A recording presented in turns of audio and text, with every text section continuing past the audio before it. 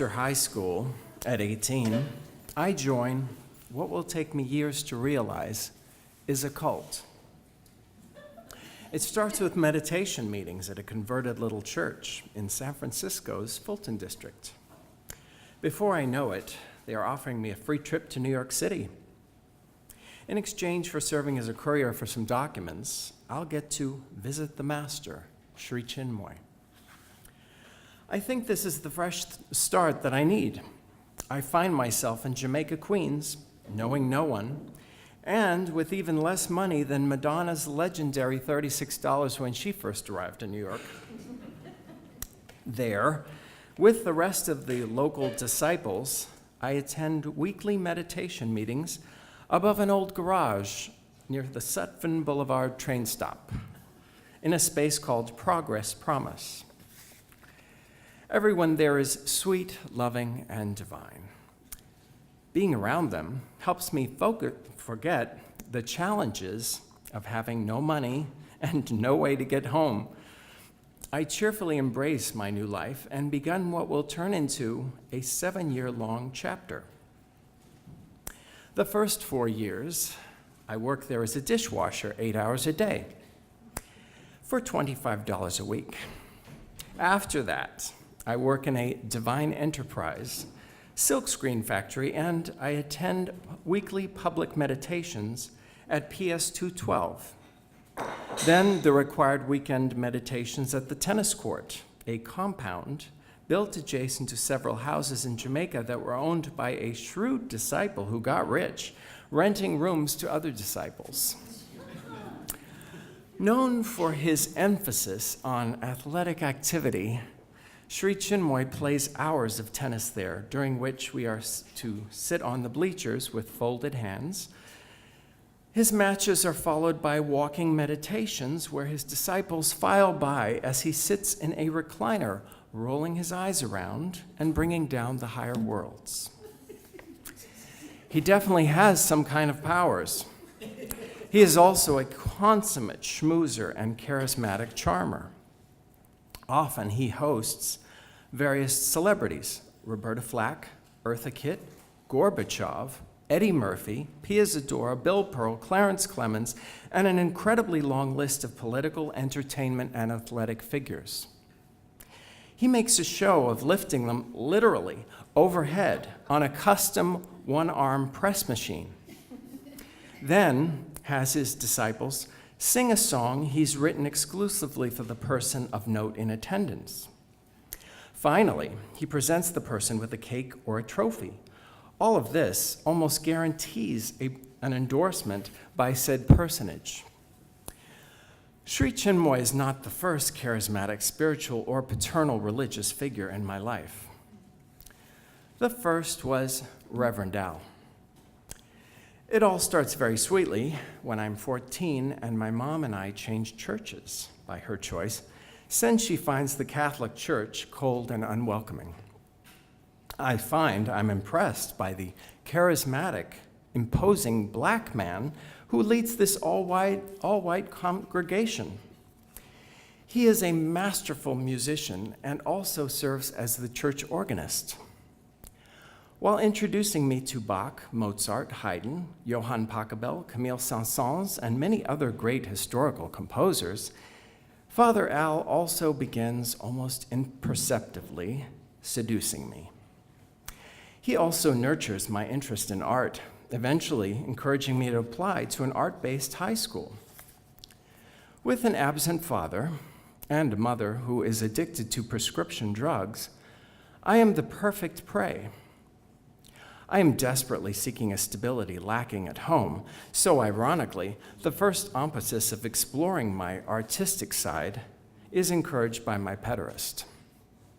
Father Al takes an interest in helping me develop my drawing and painting, but he also takes advantage of me. I will later process some of my rage about all this by painting the heads of screaming men. And I will run toward Sri Chinmoy as a way to escape Father Al. Just as I come to see what was problematic about Father Al and my relationship with him, Eventually, I will see through the cracks of Sri Chinmoy's world. I become aware of status-driven and hierarchy-adhering inner and outer circle meetings. I learn of Gestapo-like reporting on one's brethren and sistren for not attending meetings, a boy caught walking with a girl, disciples doing anything considered non-spiritual, wearing black, listening to vital music, carrying on with other outer world people, or anything else that's forbidden. I start to wonder why, if the Shri is so powerful and wise, does he need us to report on one another?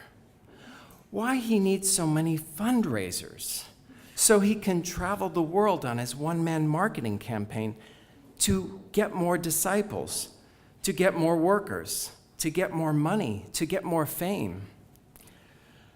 I start to see something wrong with all the manifestation, with the fact that for all the meditations, I am not seeing any disciples attain samadhi or any significant states of consciousness, other than endurance, cheerfulness, and mindless obedience to their schedules, which questioning of the master or his methods is out of the question. I start to get a sense that things aren't right in Dodge.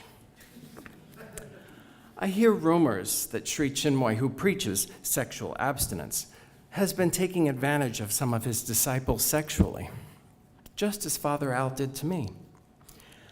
I stopped diligently attending meetings. Sri asked me to leave because of this, and summoning the courage, I do it. Several years later, I decide to visit my favorite bazaar shop, a shop in the Indian section of Jackson Heights. I love Jackson Heights, Queens, because it is so multicultural, presenting an array of Indian jewelry shops, sari shops, and sweet purveyors, all of which, and the famous Jackson Diner, all of which offer a taste of India, which I very much love. I see a frail Indian man hobbling down the aisle. I'm in. To my surprise, it is the master himself. He's accompanied by a couple of his long-serving loyal disciples who have stayed with him even after reports of Sri Chinmoy's sexual impropriety with a number of his women followers. Sri Chinmoy stands before me in his puffy blue jacket with a blue silken kurta underneath. His eyes meet mine, and I can't help feeling that he seems old, defeated, and sad. He seems a broken, lonely man. How ironic that I feel almost pity, a secret sad compassion for him. Here is a man who has accomplished so much. He amassed a worldwide following of disciples. He affected profoundly so many lives. He garnered the recognition of so many dignitaries and celebrities. Although by now, I've seen the lies behind the facade, heard about the sexual exploits and disillusionment stories, these aren't enough to stifle my respect. I bend quickly to touch the ground and thus infer his feet as a gesture of reconciliation and respect in India.